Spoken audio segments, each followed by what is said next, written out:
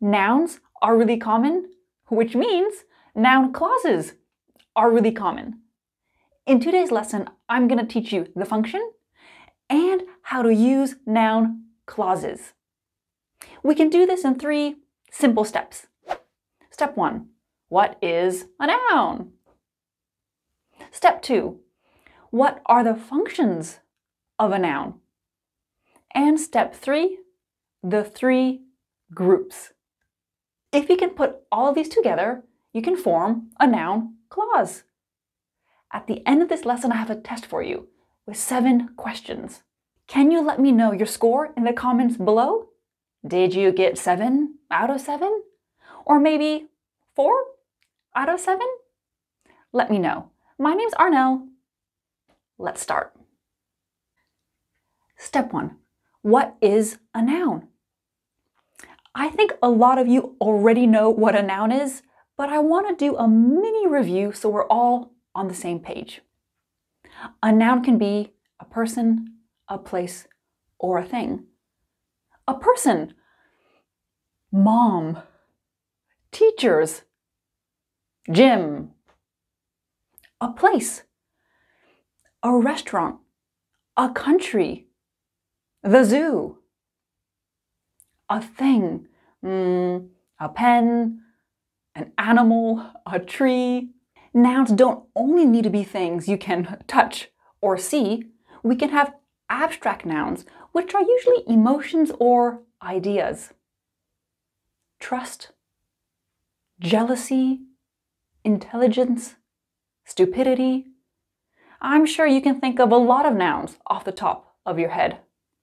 Did you tell her about love, travel, moonlight, Italy, about hummingbirds in all the flowers?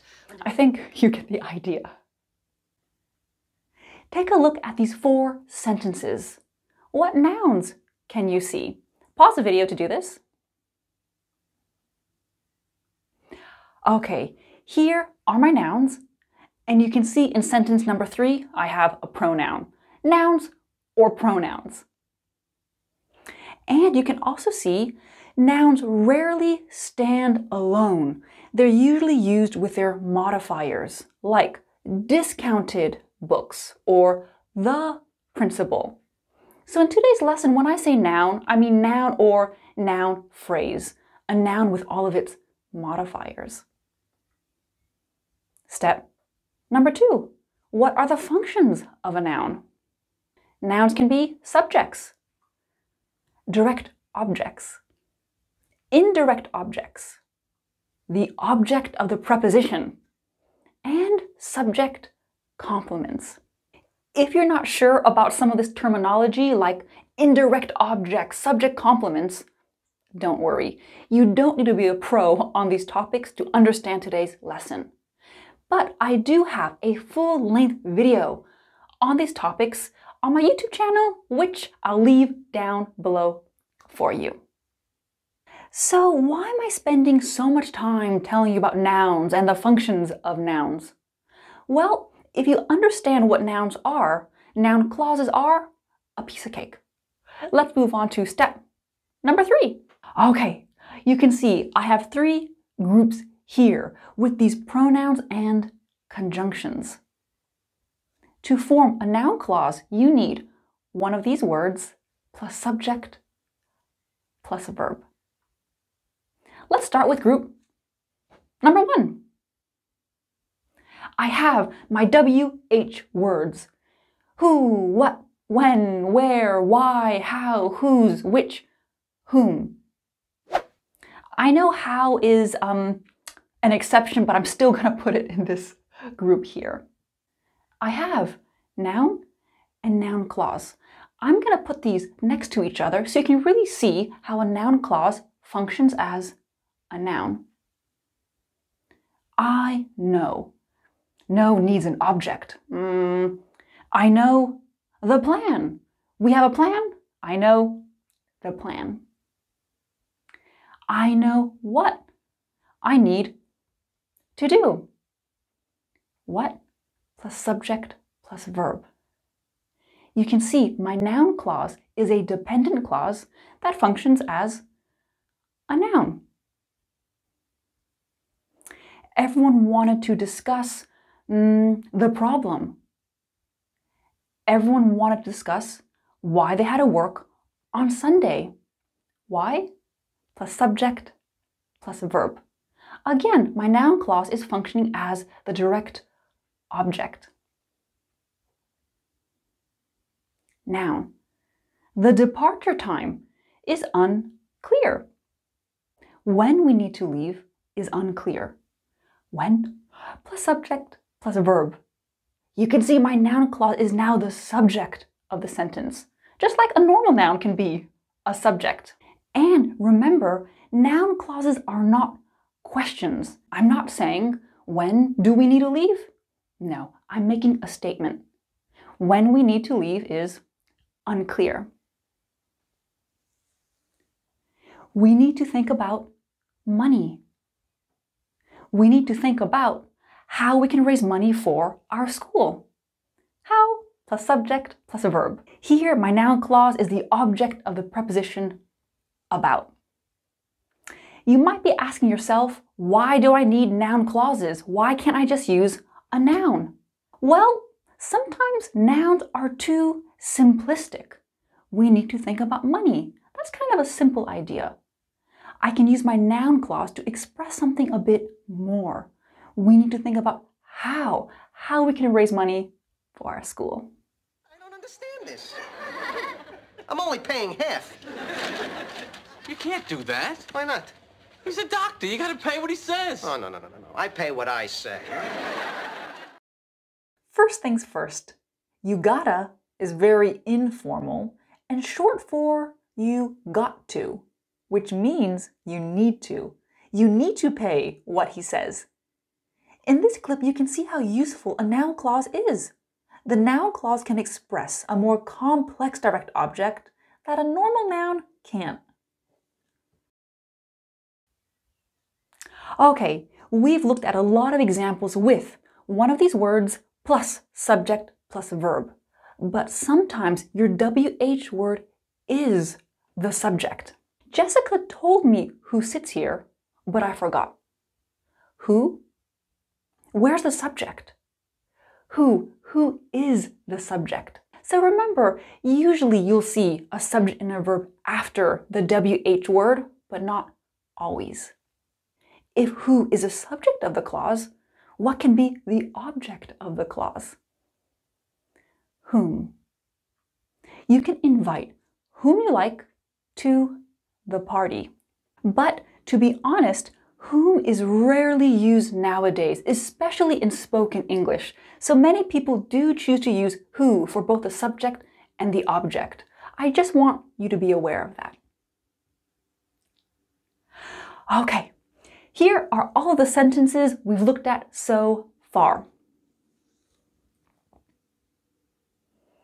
If you're having trouble identifying a noun clause, you can do a little test. If you remove the noun clause and replace it with a normal noun or pronoun, your sentence will still make sense. Take a look. I've chosen kind of random nouns to fill in those spaces. And you can see all of these still make sense. Let's take a look at a little clip.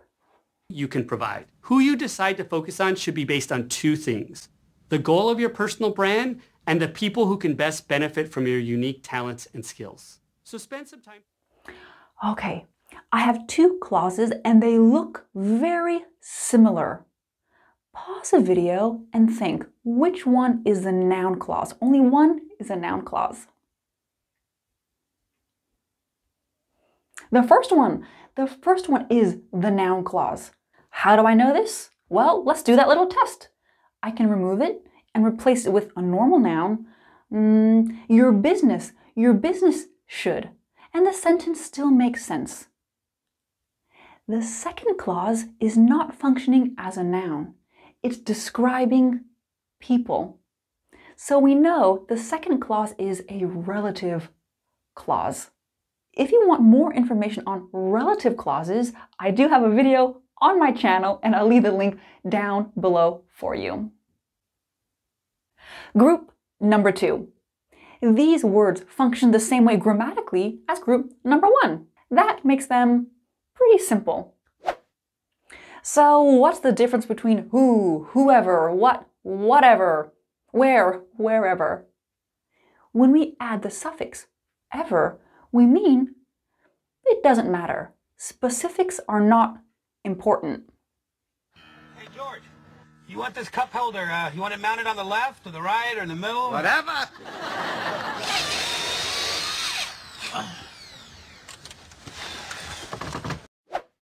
A cup holder is something that holds cups. I think that's kind of self-explanatory. And the verb mount means to attach something, usually to a wall or other hard surface. So in this show, the character's actually trying to make a place to sleep under his desk. So the man building this area asks, do you want this cup holder mounted on the left, the right, or the middle? Whatever.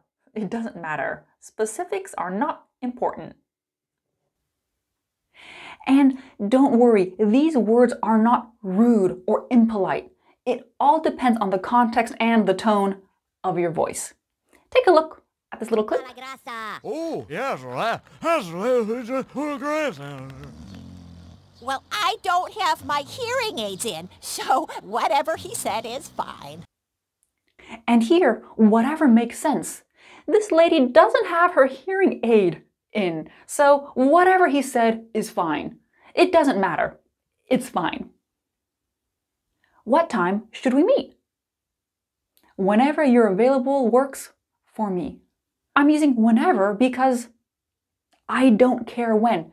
Any time works for me. And remember, again, noun clauses function as nouns.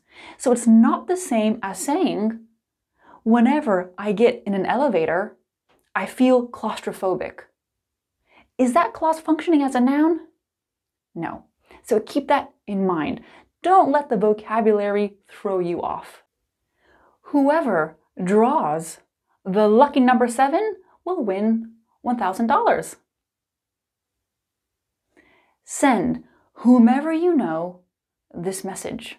Everyone can participate in whichever activity they want. Wherever you choose to host the event must be within walking distance of the train station. Let's do that little noun clause test again. Here are the sentences we've looked at in group 2. We can remove our noun clauses and replace them with a normal noun, and they still make sense. Give it a try. What nouns can you think of that are appropriate in these sentences? Group number 3, last but not least. We have that, if, whether, plus subject, plus verb. These are similar to what we looked at earlier.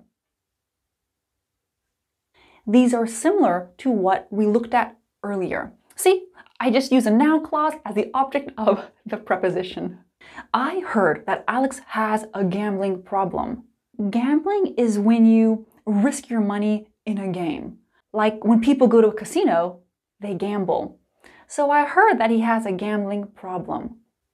This next example is from a book called The Cuckoo's Calling by Robert Galbraith.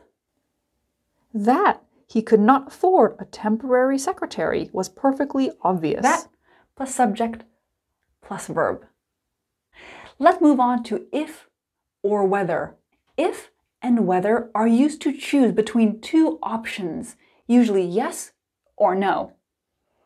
And you might be thinking, that doesn't make sense. Let's use a chart. You can see I have if and whether. What's the difference?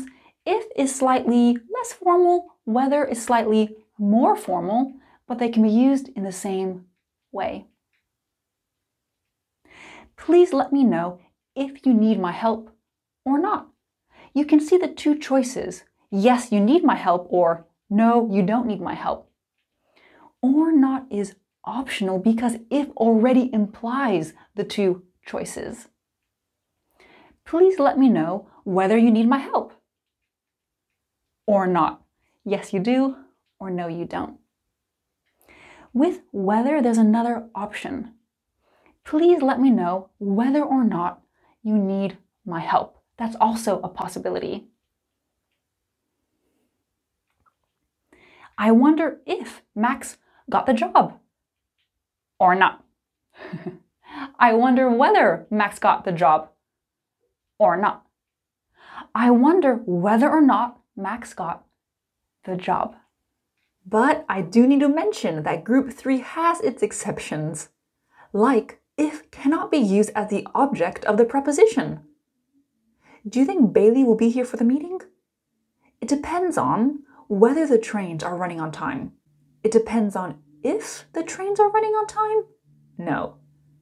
When I say that I'm not interested in content, it would be the same as a painter worrying about whether the apples that he's painting, whether they're sweet or sour. Who cares? Lots of interesting stuff here. I have a noun clause here at the beginning. And then we have worrying about whether the apples that he's painting, whether they're sweet or sour. I cannot use if after my preposition about. And you might notice this mini clause here, that he's painting. Is this clause functioning as a noun? No, this clause is describing apples. So it's a relative clause. And let's confirm what we've done so far and do that little noun clause test. I can remove those noun clauses and replace them with normal nouns. What's up with wonder? Why did I not change wonder? Wonder is a really unique verb. But first things first, the pronunciation, one, wonder, like the number 1. Wonder, wonder, not wander. When we wonder, we are thinking about a question. So it makes sense that wonder is followed by a noun clause because noun clauses often start with question words. I wonder who, I wonder if, I wonder when. I wonder how, I wonder why. So with all grammar, it's important to keep in mind that we have exceptions. But if you only focus on the exceptions, you'll go crazy. Let's move on to the test. Test time. Are you ready? All the examples in my test come from the book Hideaway by Nora Roberts. Noun clauses are so common that I actually just had to quickly look through this book to find all of these examples. Okay, I have 7 pairs of sentences. All of the sentences are correct, but in each pair, there is only one noun clause. In each pair, choose the noun clause. Pause the video to do this. Okie dokie, here are the answers. How did you do? Let me know in the comments down below. I love hearing from you. Well, I hope this lesson helped you, and I can't wait to make another lesson for you. See you next time. Bye!